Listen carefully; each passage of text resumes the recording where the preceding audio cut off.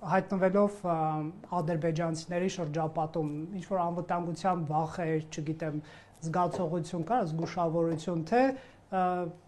այնպես էիք քայլում ենթադրենք ինչպես, չգիտեմ, Կիևում կամ Բրատիսլավայում կամ Մադրիդում։ Ну, անգամ ցանկության պարագայում ես չէի կարող քայլել այնպես ինչպես Կիևում, քանի որ մեր անվտանգության մասին հոգացող մարդիկ անդադ մեր կողքն էին եւ փորձում էին հնարավորինս բացառել որևէ անմիջական շփում։ Այսինքն մարդկանց հետ շփում չի։ Դա չէր ավելացնում անվտանգության զգացում, ձեզ ասեմ, քանի որ ու եղել են ժամանակներ, երբ ես, ասենք 99 թվականին ազատ շրջեր եմ Բաքվում, կարծում եմ անգամ ավելի լարված իրավիճակ էր այն ժամանակ հայ-ադրբեջանական հարաբերություններում եւ որևէ վախի զգացում չունեի, բայց կան անսպասելի երևույթներ կամ պրովոկացիաներ, այսինքն